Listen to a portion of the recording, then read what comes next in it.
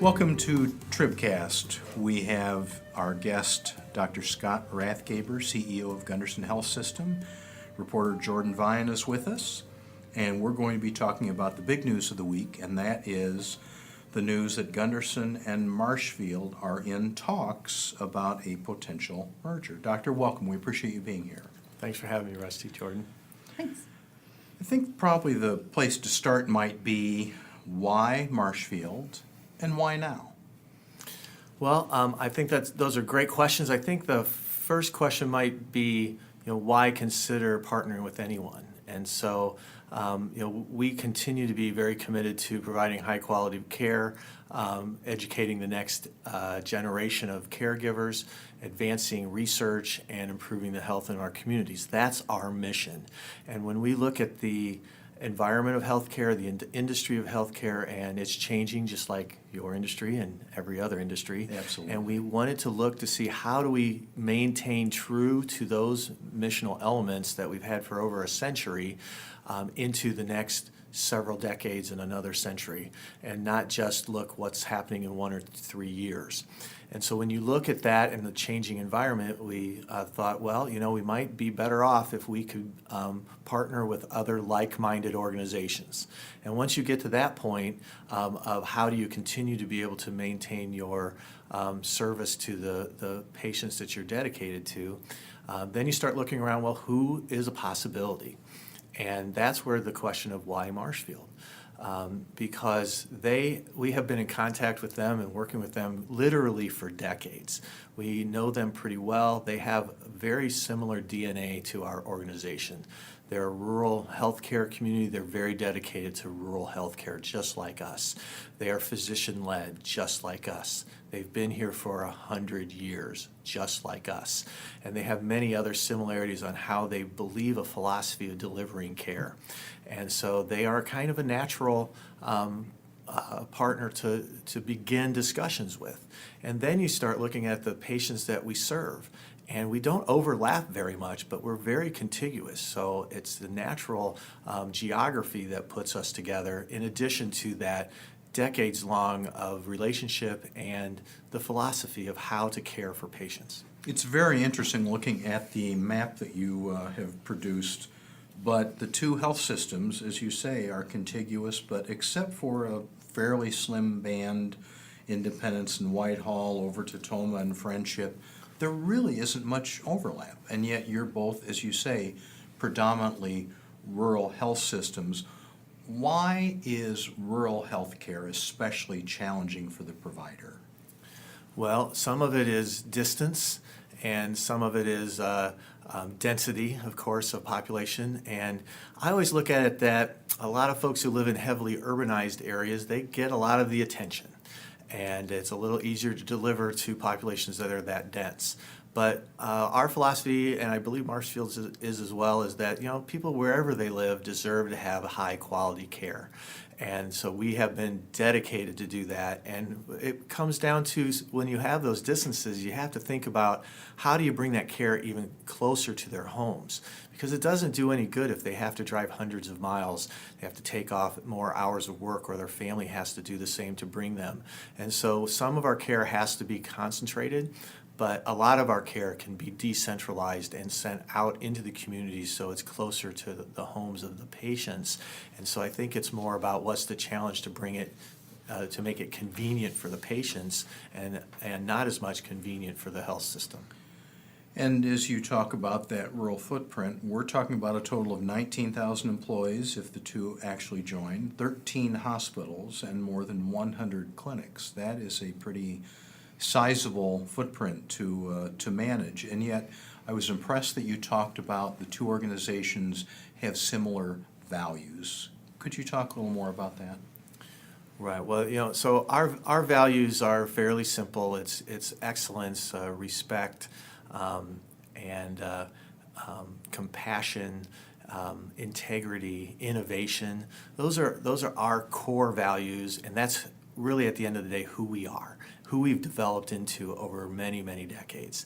Those are important to us. They're extremely important to us, and we believe that they fuel our success, and we have no intention of changing those. So when you start talking to partners, you need to be sure that that basic core is not in jeopardy, and that's why we believe that very similar value system at Marshfield, and we will continue to explore to make sure that that is very strong and very tight going forward. That's part of the exploration of the next phase. And you, as well as the CEO, as you say, a doctor at Marshfield, talked about the shared vision of lowering costs through this sort of arrangement. How could that come about? That's a great question, and one that my board asked me, because that is really our value proposition. We provide high quality care, but we need to increasingly do so at lower cost. And so we are doing that now in our system as just Gundersen, and Marshfield's doing the same thing, because that's how we will bring value. We need to bring the cost down without affecting the quality. And as you know, larger organizations have certain economies of scale that they can help decrease the cost and expense of doing business, and we believe that we can combine and really accelerate the progress that we're already doing by working together and using the strengths of each organization to get to that common goal. Have you put a timeline on this process, these discussions with Marshfield? Yeah, so my response to the folks who've asked me that question inside my own organization has been, it's important to do this right and not necessarily do it fast. But certainly we need to have some momentum going forward. So we anticipate a several month process to go through to be sure that we are bringing value and serving the patients that we care for and the communities. The timeline is not weeks, it can't be years, but it's going to be months. So one of the things that I asked you during the press conference announcing this is, how this would affect employees, how this would, affect local employees. I mean, honestly, it's a time of transition that's going to make everybody a little nervous. What's going to happen? Right. And I really appreciated that was the first question that was asked, because we care deeply about our staff. They are the ones who bring us our success. And so we have thought about that. And whenever people talk about mergers and you talk about getting more efficient, of course there is anxiety about what about me? What about my job? And so we are taking that quite seriously because those are the folks that drive our success. And so as I answered there, because we're contiguous and our geographies really don't overlap, we still have the same patients to take care of today as we would tomorrow if we combined. And we don't share very many patients. So when we are recruiting for folks because we need more capacity to care for our patients, that's not going to change because those patients are still going to be there. They still need care. And what we have is a capacity issue because thankfully lots of people want to come to see us. And so we want to make sure we have enough capacity to serve them conveniently and with good access. So the honest answer is that we think that our ability to care for folks, again, is tied to our staff, and we are not looking at large layoffs in order to achieve that. What we are looking at is growth. We believe in what we do and that we do a great job. So I always tell folks, if you really believe what you're doing, you should want to do it for more folks. And so I believe as we explore putting these two systems together, not only will we take care of the patients we currently are taking care of, but we will have more patients to take care of. That growth fuels the ability for our staff to continue to have jobs and be able to do their work. I was impressed by Dr. Susan Turney, the CEO of Marshfield, as she talked about, again, the values about being patient-centric, focusing on providing great care, especially to rural areas. She also talked about the disruption in the industry and the competitive nature of healthcare. And I found that very interesting. You talked earlier about the disruption, but obviously with an ever-changing federal reimbursement picture, there are a lot of moving parts that a CEO of a big health system has to deal with on a regular basis to make sure that you're delivering the kind of care that you want to. Well, I'm impressed with Dr. Turney as well. She's a deep thinker and she cares deeply about the patients they serve. And you're right, we deal with this every single day about the changes in the industry. How are we getting reimbursed? How are we bringing that value to our patients? And there's a lot of competition in the world, and healthcare is not immune to that. And so when you look around, there's a lot of different care models on how to deliver care, how to do that at an affordable price. We believe deeply in our approach and our delivery of care, and we want to be able to preserve that model, so that's a choice for patients to make. We really believe, and there's data to support that an integrated system, when you're really taking care of the whole continuum of care, is better for the outcomes of the patients. It's also better for the cost of to the patients, and that even the coordination of the care within their lifetime and with their family. And so we want to be able to preserve that while we have significant a competition both from other care models, but also there's always that competition for the reimbursement dollar. You talk about people, and I have to tell you, Jourdan, Beth did a wonderful job last evening helping us host an event for nurses. This is, of course, Nurses Week.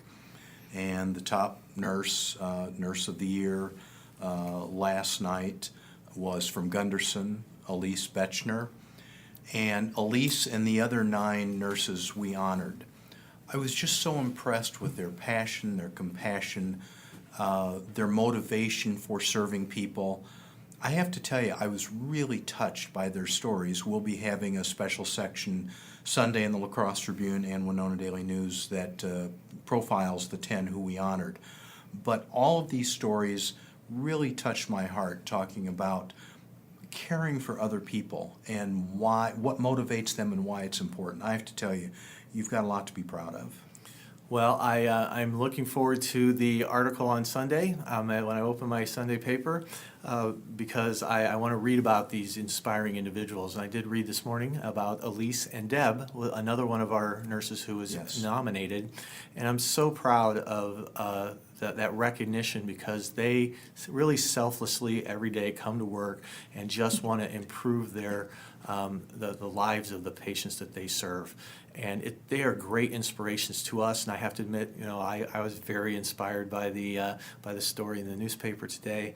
And I couldn't be prouder that they are representing what we believe is our heart and soul and our values every single day, usually out of the spotlight, but it's always nice when they are in the spotlight. And I actually have already sent them emails this morning of congratulations.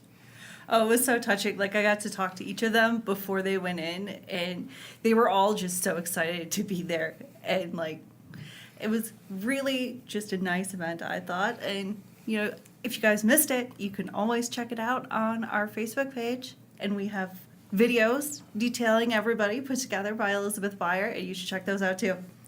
Well, thank you for recognizing the people who really do the work. They are the ones who bring the success and enrich the lives of our patients every single day. So thank you very much for having an event so nice like that recognizes those folks. And it's just a great reminder that you do have to spend time on federal reimbursement rates and other issues like that. But quite frankly, I'm certain that spending time with the people who have such compassion and care representing your organization, that's really the fun part, isn't it? Right. Well, when you see people day in and day out, thousands of people who come to work every day to deliver on the mission and those values I talked about, that is inspiring. And I a lot of times get to have a front row seat to that, and it is one of the best parts of my job. Well, I think it's a great part, and again, we were so inspired and impressed by your people and the other nurses from throughout the region who were honored last night. Our guest today has been Dr. Scott Rathgaber, CEO of Gundersen Health System, for Jourdan Vian and executive producer Elizabeth Beyer. I'm Rusty Cunningham. Thanks. Thank you.